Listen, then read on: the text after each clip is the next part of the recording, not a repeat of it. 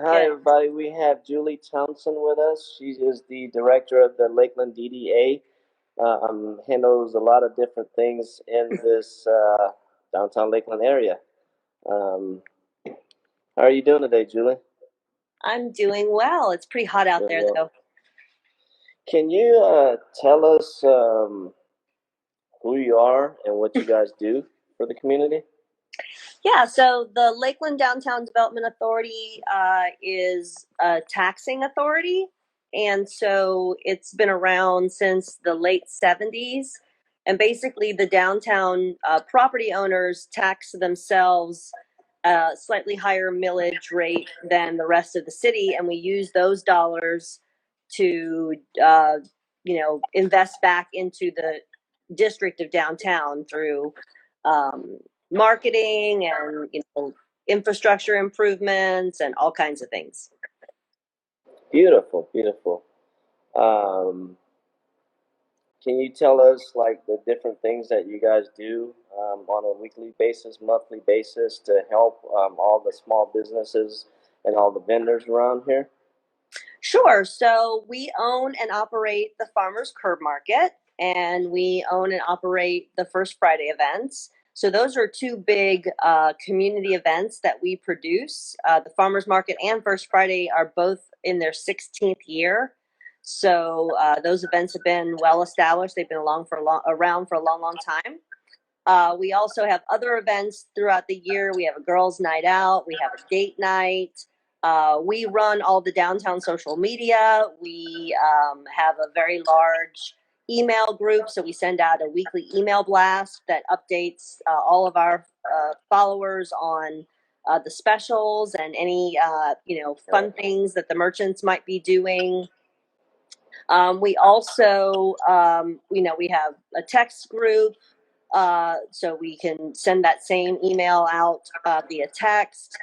And we, of course, manage the website for the farmers market, manage the website for downtown Lakeland in general, and then also help to coordinate, with other event organizers on how to best produce an event so that they can be successful, but also not negatively impact the downtown businesses. That's sometimes a difficult line to walk here and there. But we also, we try to recruit new businesses, particularly retail and restaurant. That's what we're trying to bring more of to downtown. And, we have a little visitor center at our office. So when folks are downtown from out of state or out of the area, we often get visitors who ask a lot of questions about downtown. And so we're there as a resource for the community to also answer any questions they may have. Beautiful, beautiful. Yeah, I know you guys help us out in a lot of different ways. I mean, those email campaigns, the social media is huge. I know there's quite a few vendors that we have downtown for the farmers market and the First Friday events. Who is your favorite vendor? You're not gonna get me. No, No, you're not gonna. yeah, Yeah. I'm not. Okay, okay. Everyone's my favorite. Everyone's my favorite. One of the vendors used to be what Born and Bred. They used to be here, right? In the farmers market and Yes. everything, and they've done really, really well. I mean, they have their own brick and mortar, correct, right on South Florida here. I Yeah. mean, what somehow, some way, they became something pretty major from the farmers market. I mean, what did these guys do that we should do to excel like they did? What did they do differently that brought them to the place that they're at now? Well, she makes amazing pastries, Yeah. so you might start with that. Right. So, no, but we've had 10 different businesses leave the market and open their own bricks and mortar. So we're very proud of being a business incubator at the market. And I think everybody's business is a little bit different.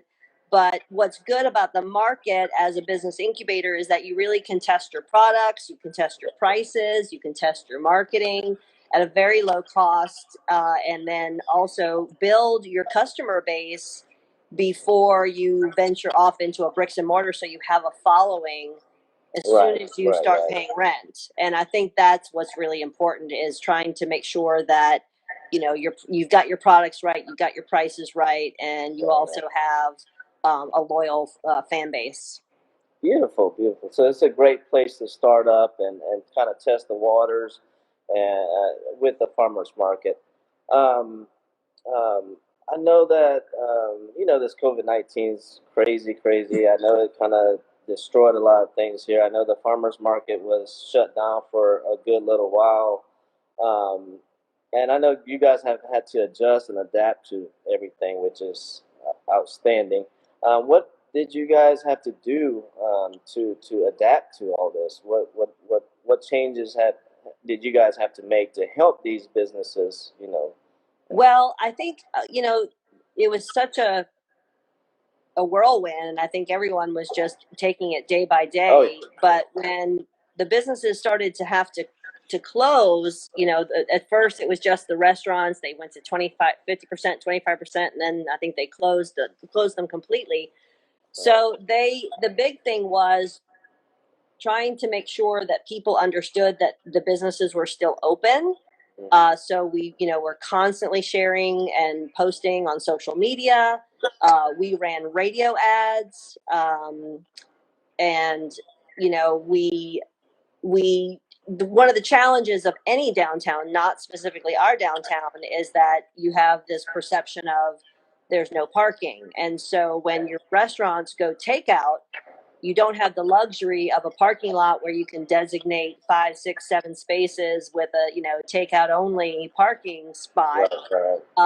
And so we worked really hard to try to communicate with the public that we had created these on the street curbside pickup parking spaces, not just for the restaurant but also the retail once they went, where they had to close, but they could still, do curbside pickup. So it was that was the main thrust, was trying to communicate with the public that don't avoid downtown because you think there's quote no place to park, because we've created places for people to get in and out quickly so they can still visit their favorite places and not feel like they have to park a block away, get out of their car, walk, pick up their item and then go back to their cars. So that worked out very well. We had A-frame signs on Massachusetts and on Florida to direct people to the curbside parking, and that the businesses were still open. And as I said, we, social media campaigns, we read radio ads, we promoted the e-gift cards, and for businesses that didn't have e-gift cards, we helped them create that. So anything that we could do to just make sure that people knew we were still here and still wanting their business. Right, right. So the gift card system, you guys created like a pretty much a platform, a website for everybody, all the businesses to put their gift cards on your website, and it allowed other customers to purchase from that. Is that correct? Right. And, a lot of people had electronic gift cards already, or they had gift cards, but you have to come into the store and get a little piece of plastic. And then that became problematic if you couldn't go into the store anymore. So the idea was it was a way to try to infuse some cash into businesses without having to actually go in and buy a product. So buying gift cards was something that you could do. And so those who didn't have the electronic version, we tried to help them get an electronic version. Right, right. So you guys do a lot for us, and we definitely appreciate that for sure.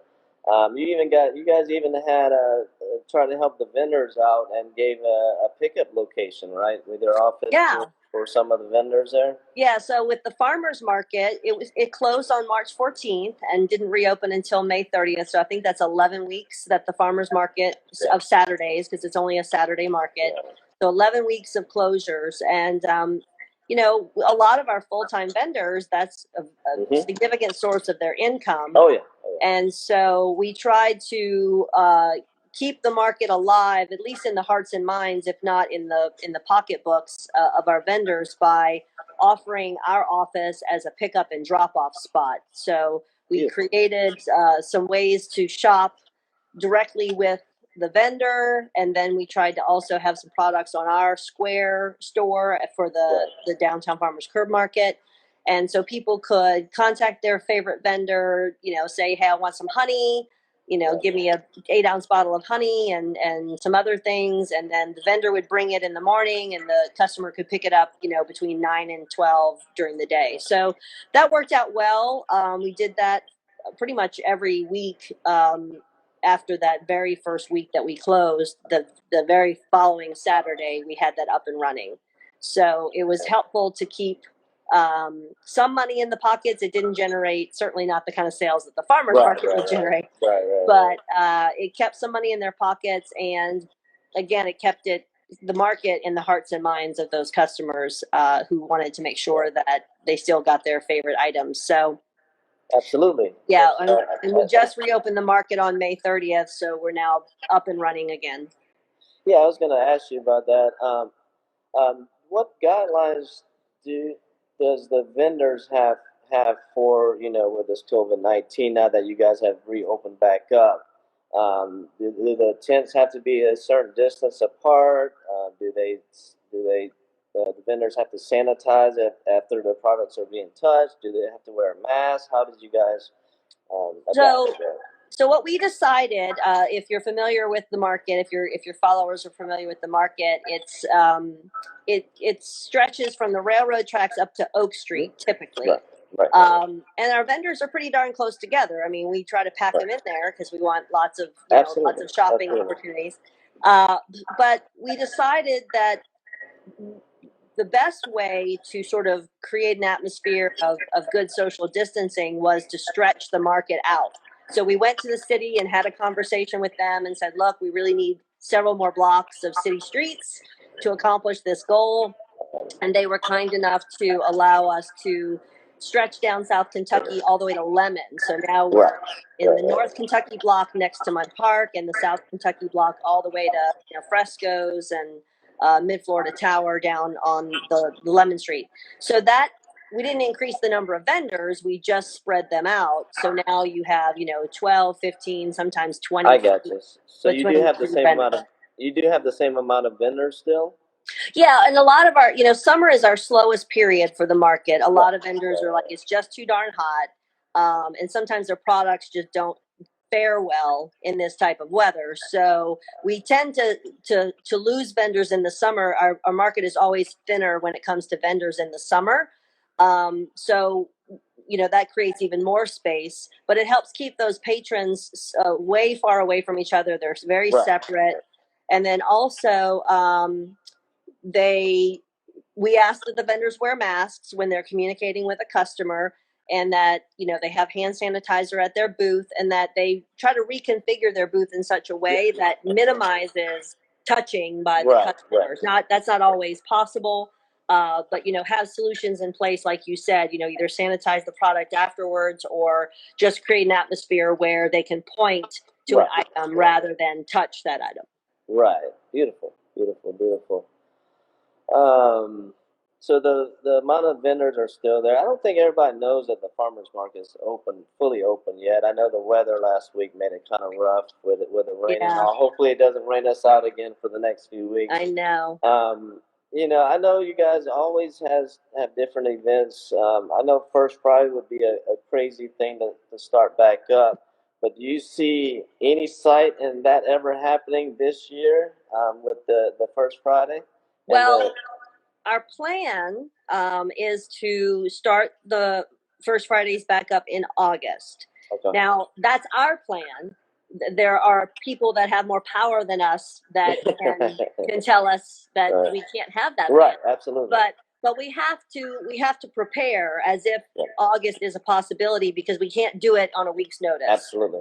So we're preparing, but we're also preparing the public and the vendors that we're prepared to do August, but if the city tells us no, or right now the governor still has you can't gather more than 50 people, without implementing proper social distancing. We can't implement proper social distancing at First Friday. Right.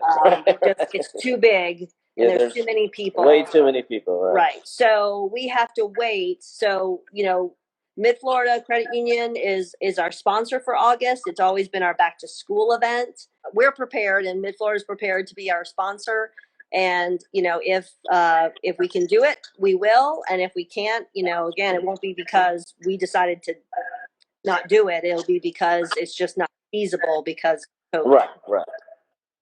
Gotcha. I mean, you're prepared if you can't do it, and you're prepared if you can do it. Right. We usually have smaller events like date night and stuff like that. When do you think those events will start popping back up here? I know. Well, we have a date night scheduled for July 24th. Okay. And it's multi-layered. And again, the layers that we want to do will depend on if we're allowed to rent the park or not. We typically don't close the street or rent the parks for girls' night and date nights. Right. We just invite people to come shopping in downtown and make it a fun atmosphere. So at the very least, we'll do that. But we have a couple of other layers of ideas that involve something in the park. So if that can happen, it'll be a more enhanced date night event. But it's penciled in for July 24th. And hopefully in the next, week to 10 days, we'll be able to promote that. Okay. What other things do we have to look forward to in the next couple months here besides the date night? Is there other events going on or? Well, summer is usually pretty slow for events in downtown. Gotcha. So even, we don't have any events other than hopefully our first Friday, of course, the farmers market on Saturdays, date night in July. We are having a shopping promotion, though, right now. It's called Shop, Text, Win. And all you have to do is shop downtown, take a picture of your receipt, and text it to us, which I don't have the number. I hope you do. You have the little business cards there. Yes, we have the, you're talking about the bingo, right? No, not talking about bingo. That's something different. Okay, I'm sorry. Okay. Yeah, bingo ends on June 15th, so they'd have to get cracking to do that. But it's Shop, Text, Win. You can read about it on our website at downtownlkld.com. But it's just spend money downtown, take a photo of your receipt, text it to us at the number, and every week we will announce a winner of a gift card to a business downtown. We'll pick a random winner from all the phone numbers that have texted us with copies of their receipts. So, we just want people to keep downtown in their hearts and minds in terms of shopping and just, spend lots of money. Absolutely. And can you tell us about the bingo too? So they can just go to different shops and purchase something, get a stamp, and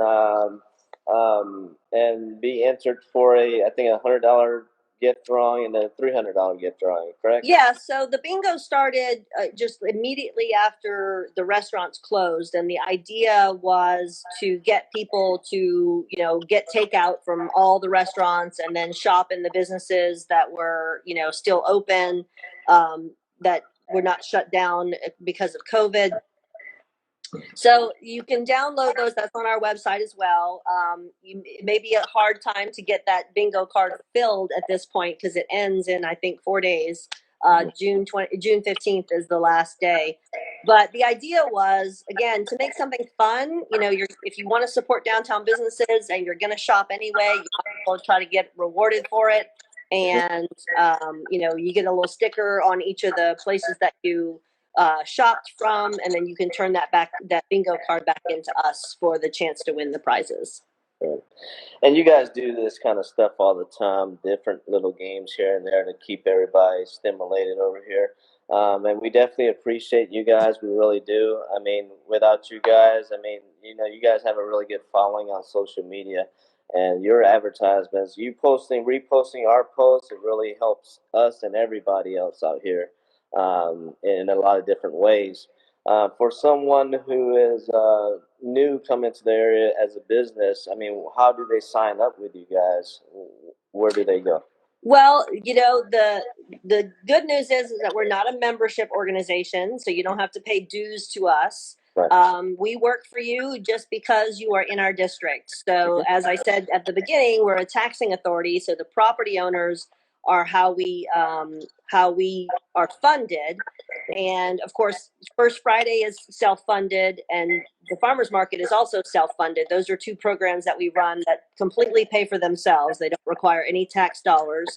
But so the tax dollars that we use for the additional marketing of downtown is the radio ads and the social media and the staff that it takes to run that.